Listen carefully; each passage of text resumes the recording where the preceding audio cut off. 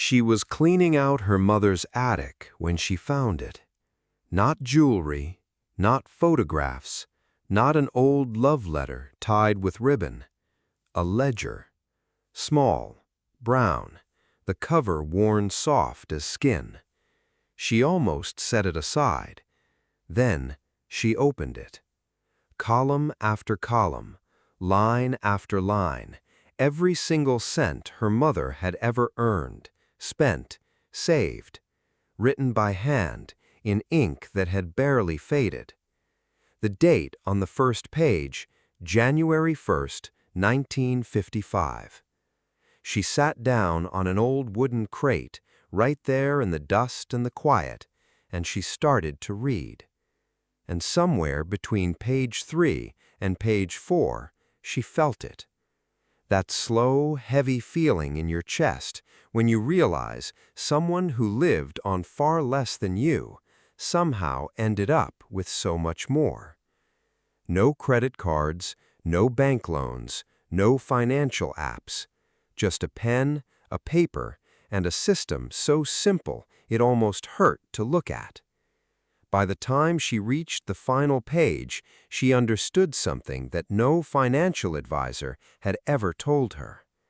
The secret to saving money was never about the money at all. Her name was Evelyn May Hartwell, and if you had passed her on the street in 1955, you wouldn't have looked twice. She was ordinary in every way that the eye could see. A modest cotton dress, hair pinned back, a worn leather purse that she carried the same way every woman on her block carried theirs.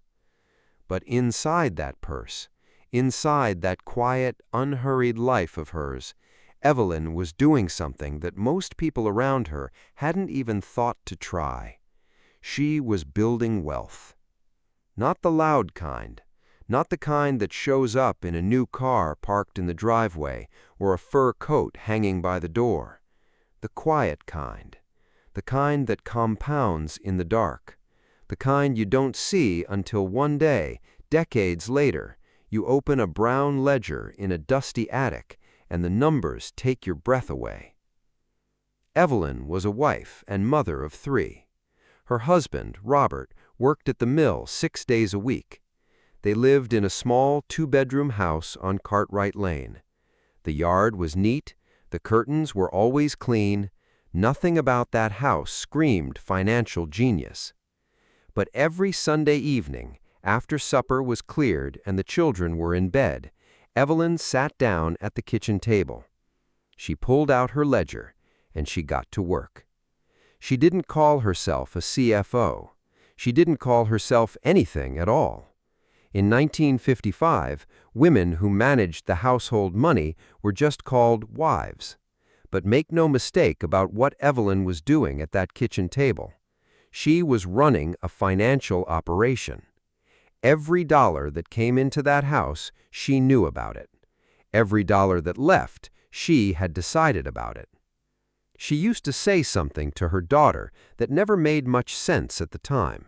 Money isn't a math problem, sweetheart. It's a discipline problem. Her daughter didn't understand it then. Most of us don't understand it until it's almost too late. Because here's the thing about Evelyn. She didn't have more money than her neighbors. In fact, some months she had considerably less. What she had was a system. And that system started with a simple choice that most people in 1955 were walking away from, and most people in 2026 have never even considered. She chose not to trust the bank with her budget. Not because she was afraid of banks, not because she was uneducated or stubborn, but because Evelyn understood something deeply, almost instinctively, that when money becomes invisible, it disappears, and she refused to let her family's future disappear. So she kept it visible, she kept it physical, she kept it real. Every single week, every single month, for 40 years. And what she built in that time, well, we're getting there. But first, You need to see exactly what was inside that ledger. The ledger itself was nothing special. You could have bought it at any five-and-dime store for less than a quarter. Plain brown cover, 70 pages, thin blue lines running across each page like the rows of a quiet, patient garden. But what Evelyn planted in those rows, that was everything. She didn't follow a system she read in a book. There were no financial gurus in 1955 telling housewives how to budget, no podcasts, no YouTube channels, no Instagram accounts with pretty pie charts and pastel graphics. Evelyn built her system from scratch, from common sense, from necessity, and it rested on 3 pillars. She called them, though not by any formal name, the necessities, the future, and the giving. That was it. 3 columns, running down every single page of that ledger for 40 years. The first column, the necessities, was exactly what it sounds like: rent, food, utilities, clothing for the children, medicine when it was needed. These were the non-negotiables, the things the family could not live without. But here's what made Evelyn different from every other woman on Cartwright Lane. She wrote down every single cent, not just the big expenses, not just the rent check and the grocery run, the 2 cents she spent on a stamp, the nickel for a soda at the drugstore, the dime she gave the paperboy on Friday morning, every single cent. She used to say, the moment you stop watching the small money starts watching you. And she was right. Because here's what happens when you write everything down by hand. And this is something no app, no spreadsheet, no banking dashboard will ever replicate. Your brain changes. When you physically drag a pen across paper and record a purchase, you feel it. Something registers. Some quiet alarm sounds in the back of your mind. Did I really need that? Where did this week go? What am I choosing when I choose this? Evelyn wasn't just tracking money, she was training her mind. The second column, the future, was her savings, non-negotiable, set aside before anything else was touched. Not what was left over at the end of the month, first. She taught her daughter, you pay yourself before you pay the world. Some weeks it was $2, some weeks it was 50 cents. It didn't matter how much. What mattered was that the habit never broke. The third column, the giving, was her tithe, 10%, off the top, every single time. She never explained this one much. She just said, a closed fist can't receive anything new. 3 columns, 3 pillars, written by hand in ink every single Sunday night. It sounds almost too simple, doesn't it? That's exactly what she wanted you to think. Because the real power wasn't in the columns at all. It was in something she kept in the kitchen drawer. Something that most people would have called ordinary. Evelyn called them her lifeline. The drawer was just to the left of the kitchen sink. Shallow, wooden. It stuck a little in the summer when the humidity crept in off the fields. Evelyn had to give it a firm tug every time she opened it.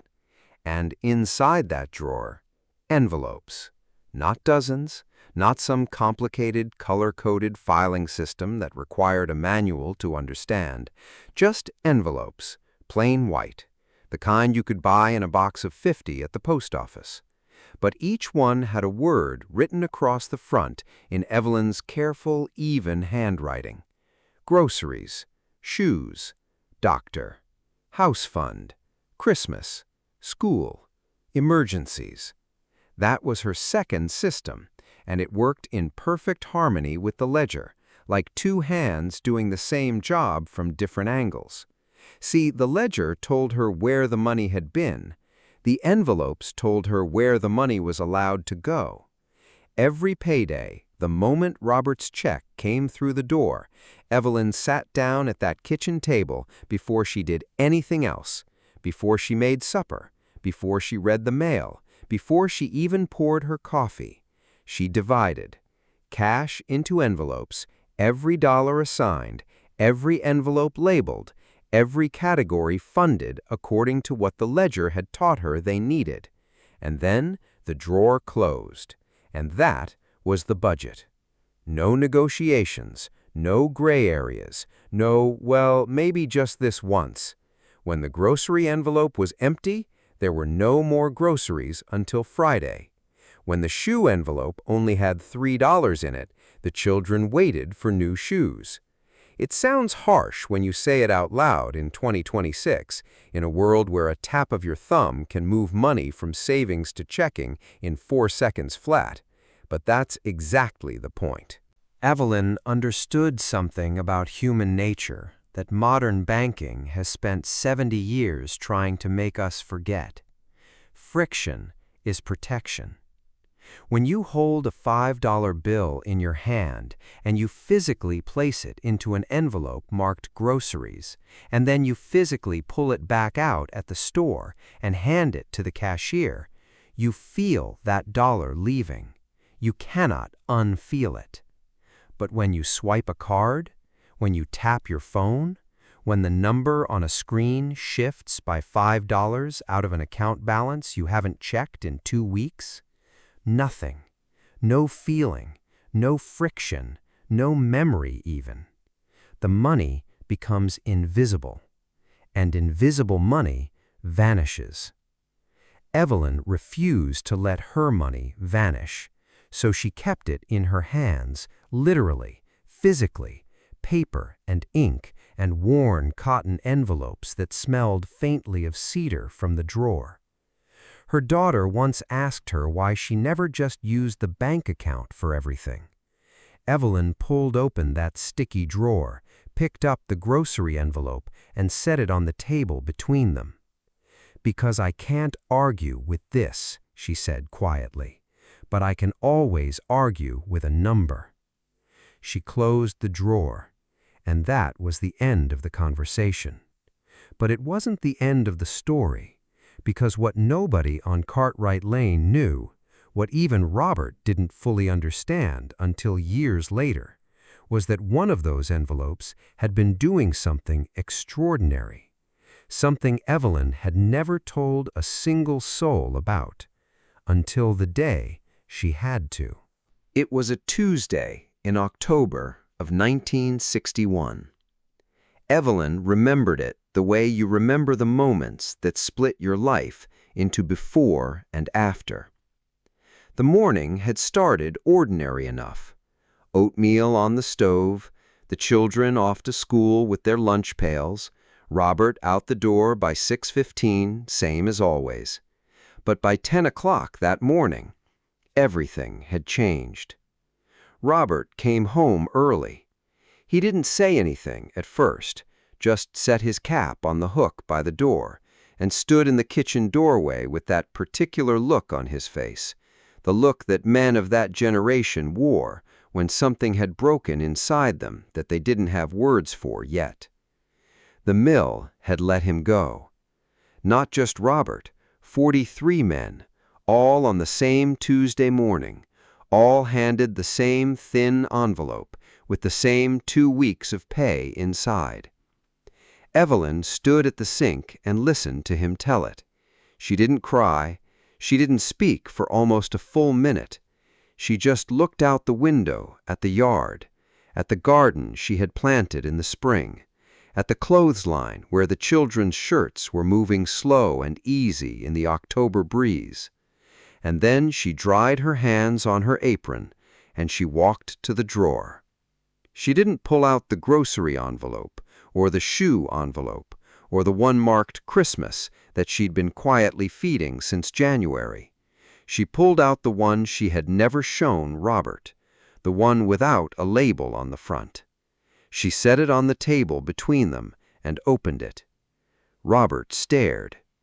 Inside was money, carefully folded, counted and recounted over 6 years of Sunday evenings.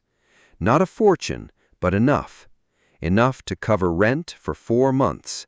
Enough to keep food on the table while Robert found his footing. Enough to make sure not a single child in that house felt the cold draft of financial panic blowing under the door. Robert looked up at her. "Evelyn, how long?" "Since we moved in," she said simply. 6 years she had been feeding that envelope. $1 here, $2 there, sometimes just 50 cents tucked in on a week when the numbers were tight. She had never touched it, not once. Not for the new curtains she had wanted 2 summers ago, not for the school shoes that came up short in September. Not even for the emergency that had felt like an emergency at the time, but turned out to be merely inconvenient. Because Evelyn had a rule. One rule, unbreakable. The emergency fund is only for emergencies that threaten the foundation. Everything else was a problem to be solved within the envelopes. That unlabeled envelope was the foundation. And in October of 1961, with 43 families on Cartwright Lane suddenly holding their breath, the Hartwells didn't panic. They didn't borrow, they didn't beg, they didn't lie awake at 3 in the morning running numbers that wouldn't add up no matter how many times you tried. They sat at the kitchen table. They opened the ledger, and Evelyn picked up her pen. Robert watched her write the date at the top of a fresh page, watched her hand move steady and sure across those thin blue lines. And for the first time since he'd walked through that door, he exhaled. Because he understood something in that moment that no paycheck had ever given him. His family was not dependent on the mill. His family was not dependent on a bank. His family was dependent on her, on that drawer, on those envelopes, on 6 years of quiet Sunday evenings and a discipline so steady it had become invisible. The real security in that house had never been Robert's job. It had always been Evelyn's pen. And sitting there at that kitchen table in October of 1961, neither one of them said another word. They didn't need to. But there's something else you need to know. Something that didn't reveal itself until years later, when Evelyn sat her daughter down and opened that ledger to a page from November 1961, the month after the mill closed. The numbers on that page were almost identical to every other month. Same categories, same columns, same careful handwriting. The only difference was one small notation in the margin. 3 words, written in ink so light you could almost miss them. "We are fine." And they were. Let me ask you something, and I want you to really sit with this question before you move past it. How many subscriptions are coming out of your bank account right now that you have completely forgotten about? Take a moment, think. The streaming service you signed up for during that one long weekend? The app you downloaded on a Tuesday night and used exactly twice? The free trial that stopped being free sometime in March and has been quietly pulling $12 a month ever since? Go ahead, add them up. Most Americans can't, not accurately, not without pulling up their bank statement and genuinely surprising themselves. That right there is the difference between 1955 and 2026. Not the technology, not the economy, not the cost of eggs or the price of gasoline. The difference is visibility. Evelyn knew, to the penny, where every dollar in her life was living at any given moment. It wasn't impressive because she was a genius. It was impressive because her system made invisibility impossible. Your money today lives in the shadows. It moves without you. It commits without you. It bleeds without you even feeling the cut. A subscription here, an overdraft fee there, a credit card minimum payment that costs you more in interest than the original purchase was worth in the first place. And here's the part that should stop you cold. Evelyn's household ran on roughly $300 a month in 1955. Adjusted for inflation, that's somewhere around $3,000 today. $3,000 a month. For a family of 5, mortgage, food, clothing, doctor visits, Christmas, everything. Now look at the average American household in 2026. Median income is higher than it has ever been in this country's history, and yet nearly 60% of Americans are living paycheck to paycheck. Not because they don't earn enough, but because the money moves too fast, too invisibly, too effortlessly for the brain to register it as real. Evelyn's dollar felt real because she held it, she folded it, she placed it deliberately into a paper envelope with her own 2 hands. Your dollar today is a number on a screen that shifts silently in the background while you sleep, and numbers are easy to ignore. She felt the weight of it, the decision of it, the responsibility of it. And that feeling, that daily, weekly, monthly practice of feeling your money built something in the Hartwell family that no credit card, no buy now, pay later plan, no 0% interest offer could ever touch. It built a foundation, quiet, unshakable, completely invisible to everyone on Cartwright Lane, until it wasn't. But before we get to what that foundation eventually became, there's something you need to know how to do. Because everything we've talked about, the ledger, the envelopes, the 3 pillars, the unlabeled emergency fund, none of it matters if you walk away from this video and go back to your regular Tuesday. So right now, we're going to build your version of Evelyn's system from scratch. You don't need much. That's the first thing I want you to hear. Because we live in a world that has convinced us that solving a problem requires purchasing a solution, a budgeting app, a financial course, a color-coded planner system that arrives in a box with a ribbon on it. Evelyn spent 25 cents on a ledger from the 5 and Dime. You can do this for less than $5. Here's exactly how. First, go find yourself a notebook. Not a fancy one, not a leather-bound journal you've been saving for something important. A plain, simple, lined composition notebook from the dollar section of any store. That is your ledger. Write today's date on the inside cover. Write your name underneath it. This matters more than it sounds, because the moment you put your name on that book, it becomes yours. It becomes real. It becomes a commitment that exists outside of your phone, outside of any app, outside of any system that can crash or glitch or get hacked at 2 in the morning.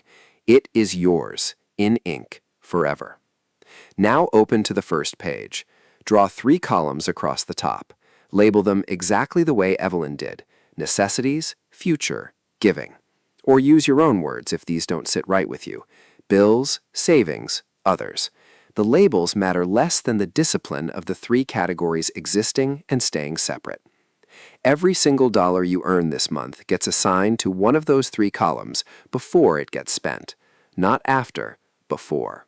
This is the part most people skip, and it is the part that changes everything. Now for the envelopes. Go to any grocery store or post office and buy a box of plain white envelopes. Sit down tonight, not tomorrow, not this weekend, tonight, and write one category on the front of each envelope. Groceries, gas, household, medical, clothing, gifts, eating out, emergencies. Add or remove categories based on your actual life, not your ideal life, your actual Tuesday life. Now here is the part that will feel strange at first. Withdraw cash. I know how that sounds in 2026, but stay with me. Withdraw the cash you have budgeted for each category and place it physically into each envelope. Feel it in your hands. Count it deliberately. Fold it and seal that envelope, because the moment that cash is in the envelope, it has one job, one destination, one purpose. And your brain knows it. Now set a recurring appointment with yourself. Evelyn called it her Sunday night review. You can call it whatever you like. Once a week, same night, same time, same kitchen table. Open your ledger, open your envelopes, count what's left, record what was spent. No judgment, no shame, just information. Because information is power. And here's what will happen, not in 6 months, not after some dramatic financial transformation, but within the very first week, you will find the leak. Every single person who has ever done this finds the leak. That one category, that quiet corner of your spending life where money has been slipping out so consistently, so invisibly, that you had simply accepted it as normal. It isn't normal. It's a habit, and habits can be replaced. Evelyn didn't build 40 years of financial stability because she was extraordinary. She built it because she looked, every week, without fail. She looked when the numbers were good. She looked when the numbers were tight. She looked when Robert lost his job and the whole world felt like it was tilting sideways. She always looked. And now it's your turn. Pick up the pen, open the book, write today's date. Because somewhere between that first entry and the 100th, something shifts. Not just in your finances, in you. And what that shift eventually built for the Hartwell family is something that nobody on Cartwright Lane ever saw coming. Not even Evelyn herself. By 1975, the ledger drawer had grown. Not the kitchen drawer. That was still the same. Still wooden, still sticky in the summer, still holding its quiet collection of plain white envelopes with Evelyn's careful handwriting across the front. But the drawer in Robert's study, the one that held the ledgers, plural now, 20 years of them, stacked in order, each one dated on the spine in the same even hand, each one filled from the first page to the last with 20 years of Sundays, 20 years of grocery envelopes and shoe envelopes, and the one that still had no label on the front, 20 years of "We are fine" written in the margins. The children were grown now. Patricia was teaching school in Columbus. James was working an engineering job in Detroit. Little Ruth, who hadn't been little since approximately 1963, was raising her own family 2 towns over and had started keeping her own ledger the year she got married. She hadn't needed to be told to. She had simply grown up watching her mother at that kitchen table on Sunday nights and understood, somewhere deep and wordless, that this was what responsible love looked like. A pen, a page, a plan. By 1980, something remarkable had happened. The Hartwells owned their home outright. No mortgage, no bank holding the deed over their heads like a quiet threat. Paid in full. 25 years of envelope budgeting and ledger keeping and Sunday night reviews had done what Robert's mill paycheck alone never could have. It had built something permanent. But that wasn't the end of the story. It wasn't even the most remarkable part. Because in 1983, Evelyn's daughter Ruth came to her with a dream. She and her husband wanted to open a small bakery in town. They had the passion, they had the recipes, they had the location already picked out, a little corner storefront on Millbrook Avenue that had sat empty for 2 years. What they didn't have was the money. Or so they thought. Evelyn listened to the whole story, sitting at that same kitchen table, same chair, same window looking out at the same yard, though the garden was smaller now and the clothesline had come down years ago. When Ruth finished talking, Evelyn stood up. She walked to the study. She came back with an envelope. Not one of the grocery envelopes, not the emergency fund, a new one Ruth had never seen before. On the front, in her mother's handwriting, were 2 words, "For futures." Ruth opened it with shaking hands. Inside was enough, more than enough. 23 years of quiet deposits, birthdays, Christmases, The odd surplus from a month when the grocery envelope came back with dollars still folded inside. Every time Evelyn had a little extra, she hadn't spent it. She had named it. She had given it a purpose before it had a chance to disappear. Ruth looked up from the envelope with tears she wasn't prepared for. "Mama, how long have you had this?" Evelyn sat back down, folded her hands on the table the way she always did when she was about to say something she meant completely. "Since the day you were born," she said quietly. "I just didn't know yet what it was for." The bakery opened in the spring of 1984. It's still there. Different name now. Ruth's granddaughter runs it. But the same corner, same storefront on Millbrook Avenue. And on the wall behind the counter, framed in simple wood, is a page from Evelyn's ledger. Not a special page, not a page with dramatic numbers or a record-breaking month, just an ordinary Sunday in February of 1962, 4 months after the mill closed. Because they were. They always were. Not because life didn't try to break them, but because Evelyn never once stopped looking at the numbers, never once stopped picking up the pen, never once allowed the money to become invisible. And 40 years of that quiet, unshakable discipline built a home that was paid for, built a fund that started a business, built a granddaughter who runs that business today without a dollar of debt to her name, built a family who knows, deep in their bones, that wealth is not a number on a screen. Wealth is a habit, practiced in private, built on Sundays, written by hand, one line at a time.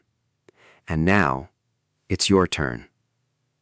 If this story moved you, if somewhere in Evelyn's kitchen you recognized your own table, your own worries, your own quiet hope that things could be different, then pick up a pen tonight, open a notebook, write today's date, and start your first page. Comment 1955 below if you're ready to take back control of your money the old-fashioned way. Comment ledger if you still believe that a pen and a piece of paper can do what no app ever could. Because Evelyn knew something that the whole modern financial world has spent 70 years trying to make you forget. The most powerful banking system you will ever use is the one you build yourself, with your own 2 hands, one Sunday at a time. Ruth kept the ledgers, all of them. After Evelyn passed in the spring of 1992, Ruth wrapped them carefully in brown paper the way her mother used to wrap the children's school books in September, tied them with kitchen twine, placed them in a cedar chest at the foot of her bed. She couldn't explain why exactly, only that throwing them away felt like throwing away something alive. 20 brown ledgers, 40 years of Sundays, 40 years of 3 columns and plain white envelopes, and a sticky kitchen drawer that nobody ever thought to fix because somehow the sticking of it had become part of the ritual, part of the comfort. Years passed, decades passed, and then one afternoon in the summer of 2024, Ruth's granddaughter, the one who now runs the bakery on Millbrook Avenue, was clearing out the old house. She almost missed the cedar chest entirely, but something made her open it. Maybe curiosity, maybe that particular quality of afternoon light that makes old things look like they're worth stopping for. She unwrapped the brown paper, she lifted the first ledger off the stack, she opened it to the very first page, January 1st, 1955. And she sat down on the floor right there in the dust and the quiet, and she started to read. She read for 3 hours. She didn't check her phone once. By the time she reached the last ledger, the last page, the last careful line in Evelyn's handwriting, she was crying in that particular way that has nothing to do with sadness.